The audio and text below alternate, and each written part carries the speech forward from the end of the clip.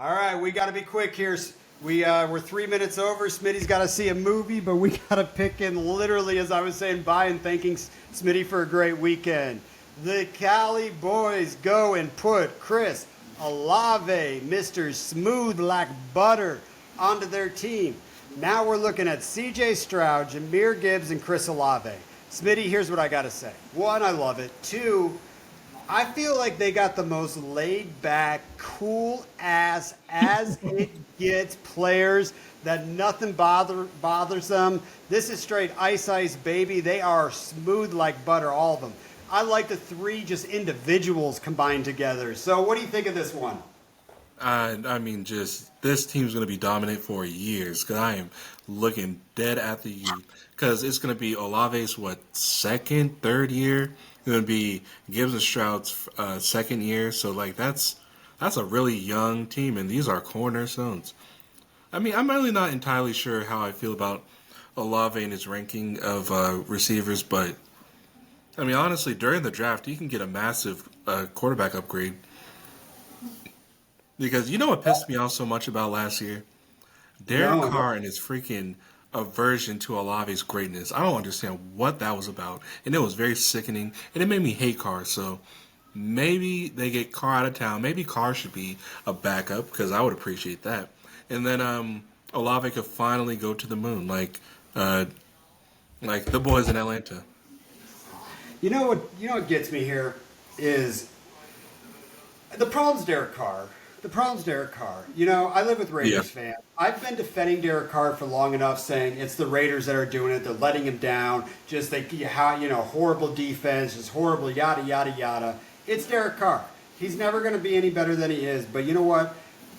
This boy's young. Chris Olave is young. It doesn't. I mean, so how old is Chris Olave? Hold on a second. Let's look at My this. guess, I'm going to just say 23, but I'm going to say 24 actually. 23 years old. Come on.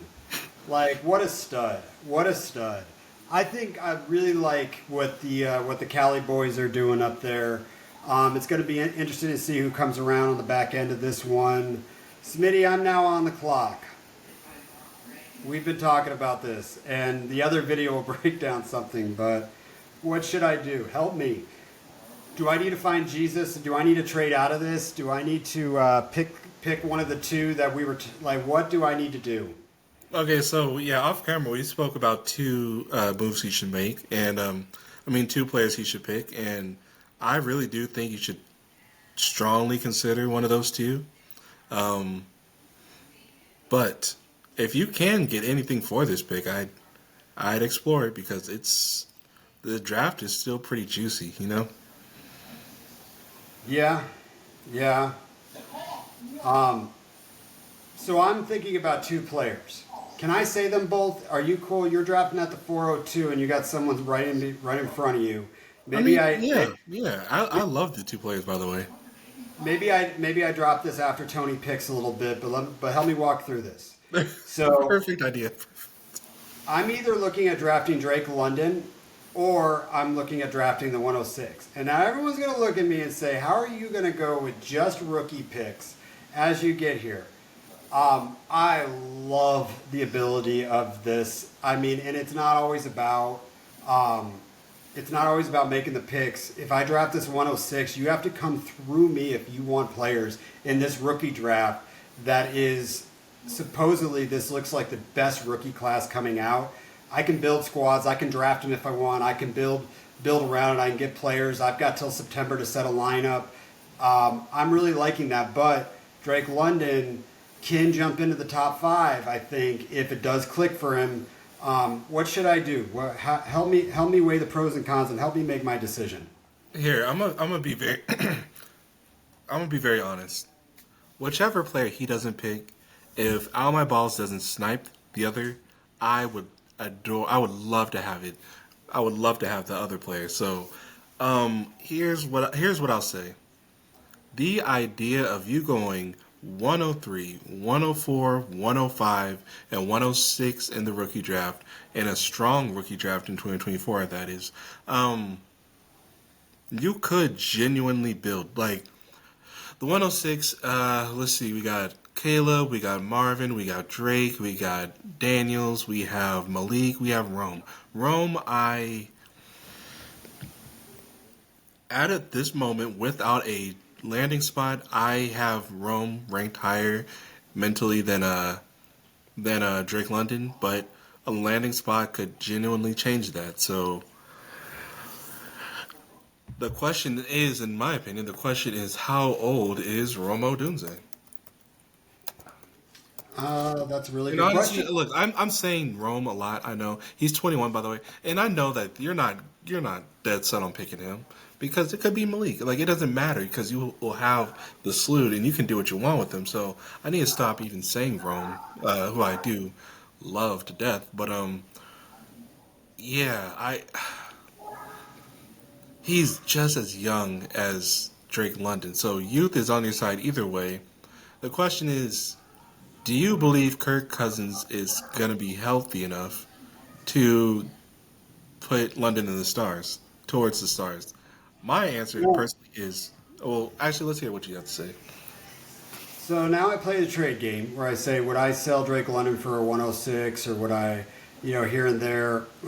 Dude, it's really a tough question. I mean, we're right at the tier break on what I would do with that. But I know what Drake London's landing spot is right now. What if Roma Doomsday goes to the New York Giants? If he goes to the Giants, if he goes to the Giants, there's no question in my mind that that will be Daniel Jones' favorite target. Like, no question about it. So he might have the Waller effect that Waller had walking into the 23 season, where he's going to be the offense. That's what we thought at least. And then plus there's no Saquon, so there's no there. Oh my God, there's no Saquon. So I'm actually liking this landing spot more and more when I talk about it. But is that like a worst case scenario landing spot for you? It's pretty bad. Who the hell's the quarterback? I mean, I think Daniel Jones could support homie. Like I actually really don't dislike it. I don't dislike But it doesn't that actually. make Drake London more valuable than Roma Doomsday with Well, having? walking into 2024, yes, it would. Walking, But let me yes, ask it you would. this: What if Brian Thompson Jr. goes to Buffalo Bills or Kansas City? Oh, would that jump him up? Yeah, yeah. That no, because I still like the talent, the skill set of Rome. And then plus, I mean, let's not forget, Rome was so bummed by his already great cone speed score that he actually spent time past the combine Now, to improve on it, and that was kind of attractive for a quarter. I mean, for a receiver you want to base your team on. Like, yeah, I think Rome has whatever, if you want to call it that dog in him, if you want to call it that it factor, if you want to call it, you can call it whatever the hell you want. I think he got it no matter what. So, I'm actually starting to think that Rome might be landing spot proof. But I mean, but that's just assuming the 106 is Rome. That's just assuming that. I mean, it could be anybody, right? again, Yeah. again, I didn't mean to speak about Rome specifically. I just no, had to jump on. but that's what we need to talk about. I'm going to have this decision. So, do I want Roma Doomsday or the flexibility of the pick to build what I want, or whatever, or Drake London? Um, I think you know that I've been very pro Drake London in a very, very, very big way for a very, very, very long time. So it feels really good here. If I make this choice to draft a 106 after this conversation, Smitty, the decision is going to be purely based on diversification of my portfolio that I have a very large share of Drake London in already. But I also do know that I can move Drake London pretty friggin' easily. I never even thought of it that way. I never thought of it Yeah. that way. When was the last time a quarterback going to a new team was good for the hype? We all always get the Unf- big hype. Unfortunately, because I say unfortunate because it fell apart almost immediately. Last year with the hype we had for Garrett Wilson because of Aaron Rodgers. But it didn't Yeah, work. that was very unfortunate though because and then Like the wide receivers going to another team can click with the receivers. Steph Diggs, Tyreek Hill. I mean, there's a bunch of them, but every time a quarterback changes, we hype the shit out of it. And I don't ever remember it really work. Tom Brady. So forget Tom Brady. He's a unicorn. But when does it really work? Like, remember Russ Wilson going to Denver? Like, Yeah, how did that was one of the first things I thought of, and that wasn't great. But then again, we could look at Matthew Stafford and how he hyper targeted the hell out of Cup, and then and then in 2023 where he hyper targeted the hell out of Puka. So that's probably one of the, frankly, that's the absolute best case scenario. We have a Stafford situation. Oh, All but right, we're gonna end this. But right now, if you were me, what do you pick? No, just say it. Roma does. I mean, the 106. I would do the 106 because I think you are. Because I just see you I see you being very giddy about this. About the startup. The not startup. The 2024 rookie draft coming along, and you just being like, "Oh man, I'm the belle of the ball. I want this. I want that." You're just gonna be shopping in our faces, and we're just gonna have to sit there and pout like, "When is he done? When is he done? When is it my turn?" Dude, so to explain how good and how this draft class can be, is that the teams that hold the 101, 102, and 103 literally don't even have quarterbacks on their teams right now. They have said, we are drafting a quarterback, period. That's the hype that these three guys have. That's going to take a lot to lose that value. Yeah. Oh, Smitty, I'm going to do it right now. Oh. We're looking at tight ends. Are you about to draft the tight end? Oh. I'm gonna draft it. I'm gonna make the pick, Smitty. What the fuck am I in here? Hold on a second. Sorry. Nope. All right, I'm gonna do it on my phone. I'm just gonna do it. Oh man, this one's tough, Smitty. This This was a really tough internal debate. sucks. But I want everyone to know. I think you're in a what I great want- position. You know what I want to do in life, Smitty? Mm-hmm. I want to have some motherfucking fun. Oh! You did it. 103, 104, 105, 106. Come Yep. through me to get to this draft, and now I have more flexibility than I've ever had in my entire life in a draft.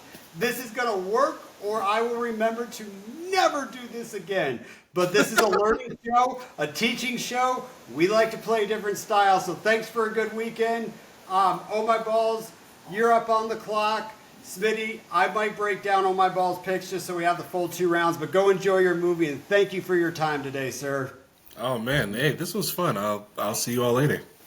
Cheers, man. Let me know how the movie went. For sure.